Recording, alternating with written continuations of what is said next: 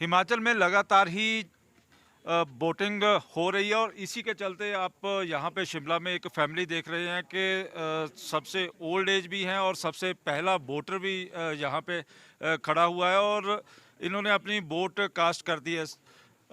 Sir ये बताएं कि सबसे ओल्ड आप परिवार में हैं और बोट कास्ट कर दी है, तो किस मुद्दों को लेके आपने बोट कास्ट की है?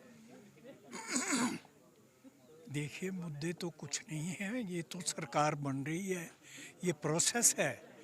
हर 5 साल के बाद बिल्कुल। सरकार बनती है। उस प्रोसेस में हमने अपना वोट दिया ताकि हमें नई सरकार मिल सके। कौन सा प्रोसेस आपने अडॉप्ट किया है?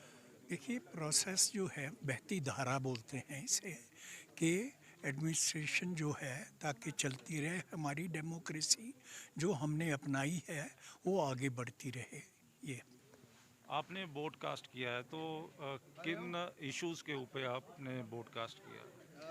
इश्यूज़ बहुत सारे हैं रिगार्डिंग फ्रॉम अपने सोसाइटी से लेते हुए, जैसे कि हमारे पास एक सेफ़ माहौल नहीं है एज अ गर्ल, हमारे पास ठीक रास्ते नहीं है, मंकीज मेनेंस की प्रॉब्लम है, गार्बेज का इशू है। तो हर चीज़ को काफी समस्याएं हैं। काफ़ी समस्याएं हैं। हाँ, इसी को लेके आपने बॉडकास्ट किया? डेवलपमेंट और प्रॉस्पेरिटी को आगे ले जाते हुए मैंने पॉडकास्ट किया है। मैम आप क्या कहेंगे?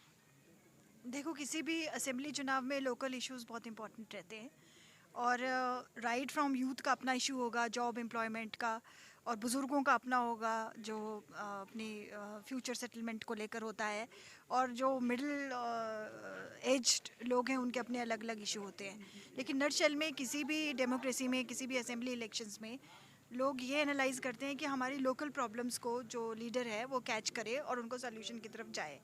तो development and growth of the state भी एक बात है, लेकिन एक सुरक्षित माहौल, जैसे बिटिया ने बोला, बच्चों के लिए सुरक्षित माहौल, काम करने के लिए अच्छे उचित अवसर, यूथ की डेवलपमेंट के लिए अपॉर्चुनिटीज़, और जैसे बागवान हैं उनके अपने हैं इश्यूज़ कि हमें अच्छा मार्केटिंग और ये सब हो।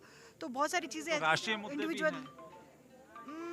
ये इंडिविजुअल थिंकिंग पे डिपेंड करता है, पर मेरा ये मानना है कि लोकसभा के लिए जनरली लोग राष्ट्रीय मुद्दों को ध्यान में रखते हैं और असेंबली के लिए लोकल मुद्दों को ध्यान में। बिल्कुल ही लोकल मुद्दों के ऊपर जो मतदान किया जा रहा है। मैम आपने मतदान कर दिया, किन मुद्दों के ऊपर आपने मतदान किया? मुद्दे तो मेरे को कोई पता नहीं है भाई क्या क्या मुद्दे होने, पर हमने अपनी वोटिंग कर दी। मतदान कर दिया, किन मुद्दों के ऊपर आपने मतदान किया? मुद्दे तो मेरे को कोई पता नहीं है भाई क्या क्या मुद्दे होने, पर हमने अपनी वोटिंग कर दी है ना।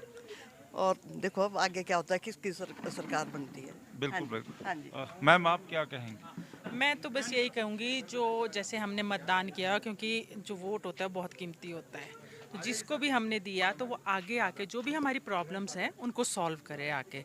कोई भी जैसे हमारे मोहल्ले की प्रॉब्लम्स हैं, हम किसको जाएंगे बोलेंगे, तो वोट जिसको दिया है वो आके करे। और सबसे पहले होता है कि गर्ल्स की सेफ्टी के लिए उनको आगे बढ़ना चाहिए, जो भी प्रॉब्लम्स हैं तो वो आगे उनको आके डिस्कस करनी चाहिए और हल करनी चाहिए। महिलाओं के लिए कई बड़े लुभावने वादे किए हैं दोनों पार्टियों ने। करे तो हैं, अब आगे देखते हैं कितना पूरा करते हैं, तो करने भी चाहिए उनको। बिल्कुल बिल्कुल। आपने पहली बार मतदान किया है तो क्या सोच के मतदान किया है? यही सोच के मतदान किया है कि इट्स वेरी इंपॉर्टेंट कि आप अपना जाके वोट कास्ट करें, और क्योंकि जो आपका लीडर होगा जिसको भी आप इलेक्ट कर रहे हैं वो आपको एक बहुत लार्ज स्केल पे जाके रिप्रेजेंट करते हैं।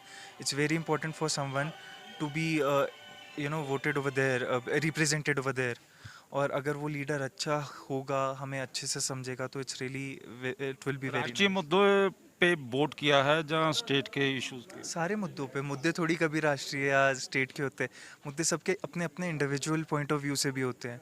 तो जो भी मैंने वोट किया है वो मेनली इसलिए भी किया है क्योंकि बहुत सारी चीज़ें जो प्रॉमिस इस बार गवर्नमेंट कर रही है, तो अब देखते हैं कौन सी गवर्नमेंट आगे आती है और कौन सी गवर्नमेंट क्या क्या अपने प्रोमिसेस पूरे करती है। बिल्कुल ही लोगों ने देख लिया है कि लोगों के साथ वायदे किए गए हैं। अब देखने वाली बात होगी कि वायदे किस तरह से कौन सी गवर्नमेंट पूरे करेगी। कैमरामैन इंद्रजीत के साथ विशाल, इंग्लिश न्यूज़ 24 शिमला।